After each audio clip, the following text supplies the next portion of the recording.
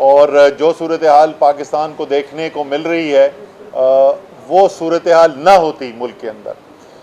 जो काम शुरू हुआ एक साजिश के तहत ज़मीरों की मंडी लगाकर एक अवाम के मैंडेट को छीन कर हुकूमत बदली गई, और उसके बाद हमने देखा कि किस तरीके से मुल्क के अंदर जो है सबसे पहले तारीख़ की बदतरीन महंगाई की लहर आई जो अभी भी चल रही है, और आगे जो सर्दियां आ रही हैं उसमें और ज़्यादा परेशानी बदकिस्मती से नज़र आ रही है, क्योंकि गैस की कीमतें जो बढ़ने वाली हैं, तो अभी बिजलियों की बिल से लोग रिकवर नहीं किए थे कि आगे वो गैस का आने वाला है तूफ़ान।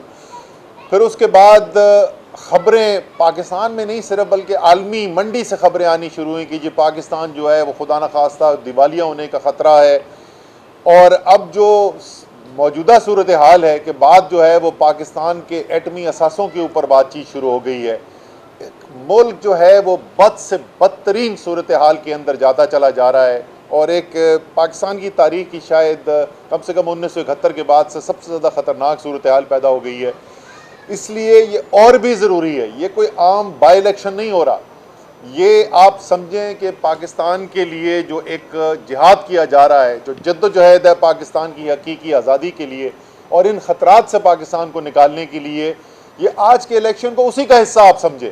और जो लोग इन 11 हलकों में रहते हैं जिनके पास वोट है, उनको घर से अगर अभी तक आप नहीं गए, हालांकि हमें खबरें ये आ रही हैं ज़्यादातर हलकों के अंदर से कि माशाल्लाह बड़ा अच्छा वोटर टर्नआउट नज़र आ रहा है, बड़ा जोश व खरोश है, ख़ास तौर पे तहरीक इंसाफ के कैंपों के ऊपर बड़ी वोटर्स की भारी तादाद हमें नज़र आ रही है।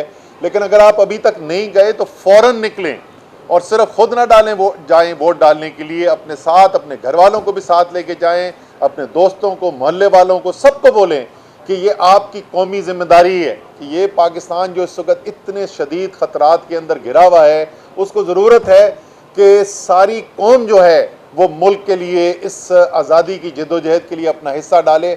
और जो लोग इन हलकों में रहते हैं आज उनका बेहतरीन हिस्सा डालने का जो उनके पास मौका मौजूद है, वो आपने सिर्फ जाना है अपने पोलिंग स्टेशन तक। पोलिंग स्टेशन पर जाकर आपने बल्ले के ऊपर निशान लगाना है, और इंशाअल्लाह ताला आज शाम को जब नताइज आ रहे होंगे तो आप भी खुश होंगे और सारा पाकिस्तान खुश होगा देख के कि पाकिस्तान के अवाम ने वाकई ये फ़ैसला कर लिया है कि वो किसी की भी ग़ुलामी करने के लिए तैयार नहीं है, और एक अपने आज़ाद वतन के लिए उन्होंने फ़ैसला सुना दिया है। हमें ये ख़बरें ज़रूर आ रही हैं कि मुख्तलिफ़ हलकों के अंदर बेज़ाब्तियाँ की जा रही हैं, ख़ास तौर पे कराची से ख़बरें आ रही हैं कि किस तरीके से हुकूमत अमले को इस्तेमाल किया जा रहा है इलेक्शन के ऊपर असरअंदाज होने के लिए।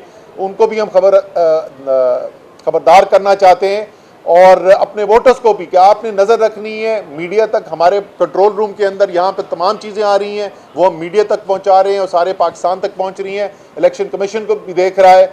उम्मीद तो वैसे हमारी इस इलेक्शन कमीशन से कम ही है, क्योंकि पिछले चंद माह के अंदर इलेक्शन कमीशन ने अपने काम से ये साबित किया है कि वो एक गैर जानिबदार रियासती इदारे के तौर पर नहीं काम कर रहा।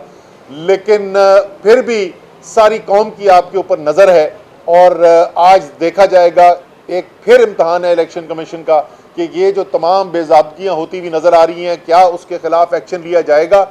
सबसे पहले तो ये बताया जाए कि तमाम इलेक्शन के जो कवायद व ज़वाबित हैं उनको तोड़कर जो राना सनाउल्लाह ने मिनिस्टर होते हुए कैंपेन की जाके हल्के के अंदर, उस पर आपने क्या एक्शन लिया। सुना है वो नोटिस ले लिया है, वो मुझे बड़े अपने एक कॉलीग के अल्फाज पुराने याद आते हैं कि नोटिस मिल लिया कख ना हिलिया।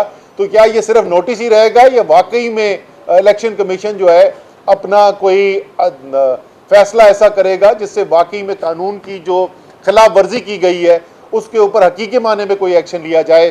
तो इलेक्शन कमीशन के ऊपर भी लोगों की नज़र है, लेकिन उसके बावजूद इसमें मुझे कोई शक नहीं कि जितना इमरान खान का वोट है, जितना तहरीक इंसाफ का इस वक्त वोट है, और सारे पाकिस्तान में है, हर सूबे के अंदर वो वोट मौजूद है, वो देहातों में भी है, शहर के अंदर भी है। सिर्फ आज इमरान खान का चाहने वाला, तहरीक इंसाफ का चाहने वाला अपने हलके में निकल के वोट डालने के लिए चला गया। ये जितनी मर्जी धांधली करने की कोशिश करते रहें, जो मर्जी ये कर लें, ये रोक नहीं सकते। और इंशाअल्लाह ताला आज फिर तहरीक इंसाफ और इमरान खान कामयाब होंगी और पाकिस्तान के अवाम सुरखरू होंगे।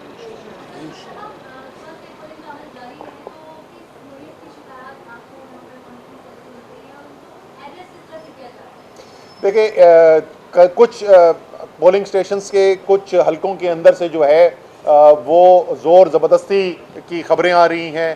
कैंडिडेट्स जो है अपने साथ लेके लोग घुस गए, कहीं पे असले की भी खबर आई है, एक दो जगह से लड़ाई की भी खबर आई है। इसके अलावा जैसे मैंने कहा, ख़ास तौर पे कराची मलीर के हलके से वहाँ स्पेशल ब्रांच के लोग पहुँचे हुए हैं, अंदर पोलिंग स्टेशन के अंदर बैठे हुए हैं, और हुकूमती अमला जो है उसको इस्तेमाल किया जा रहा है इलेक्शन के ऊपर असरअंदाज होने का।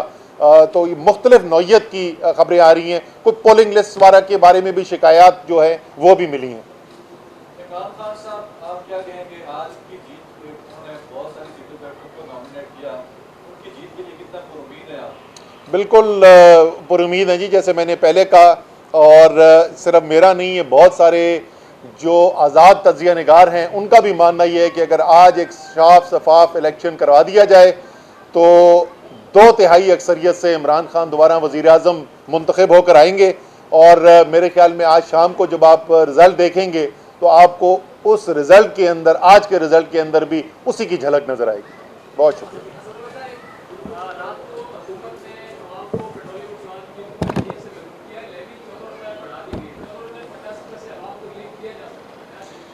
वो इसहाक डार साहब जो आए थे और आके वो इस वादे से आए थे कि अवाम की ज़िंदगी जो है उन्होंने खुशहाल कर देनी है, कैसी खामोशी से उन्होंने कल अवाम की जेब के ऊपर डाका डाला और तकरीबन 15 रुपए का मज़ीद टैक्स, कोई कसर बाकी नहीं थी अवाम को महंगाई के तूफ़ान के नीचे कुचलने की। और जिस वक़्त ये मौका था आलमी मंडी में कीमतें कम होकर अवाम को रिलीफ देने का, कुछ करने की ज़रूरत नहीं थी।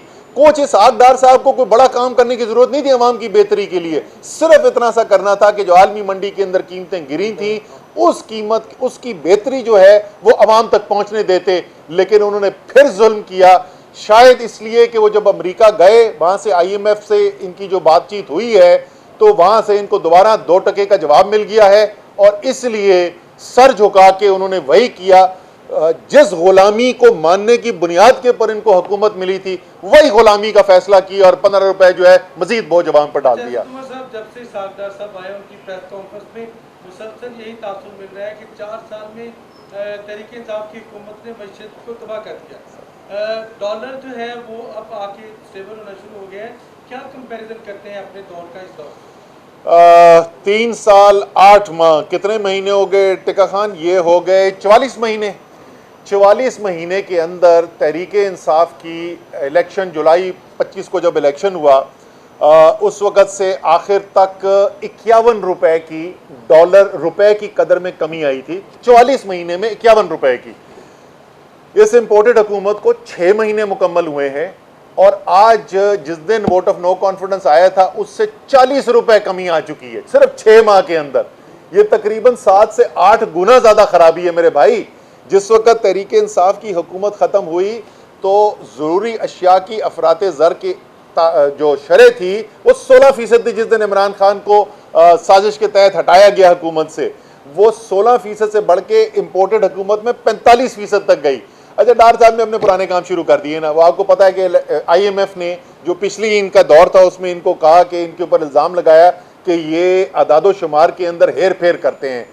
अब आप देखें कि पाकिस्तान के अवाम के साथ इससे बड़ा कोई मजाक हो सकता है कि लोग जो हैं वो बिल्कुल, मतलब आप बोलें कि आखिरी उनकी सांस निकल रही है बिजली के बिल देते हुए, मर गए लोग जो बिजली के बिल आए उसके ऊपर। आपको पता है ये आदादो शुमार इन्होंने अभी जो रिलीज किए हैं उसके मुताबिक पाकिस्तान में बिजली की कीमतें पिछले साल से 45% कम हो गई हैं।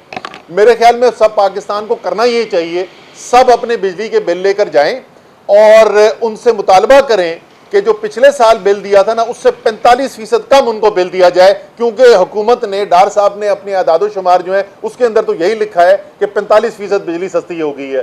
तो ये हेर फेर के पुराने काम शुरू कर दिए, अवाम की ज़िंदगी और मुश्किल होती चली जा रही है। गैस इनसे ख़रीदी नहीं गई है। आपको पता है कि नवंबर और दिसंबर के अंदर आप जैसी सर्दियाँ शुरू होंगी, बदतरीन लोड शेडिंग आप गैस की आपको देखने को मिलेगी।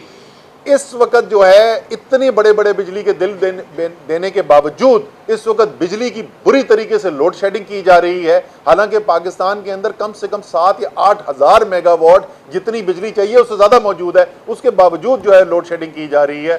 तो हकीकत भाई कुछ और है। बंद कमरों में, साजिश करने वाले कमरों में कुछ और नज़र आता है।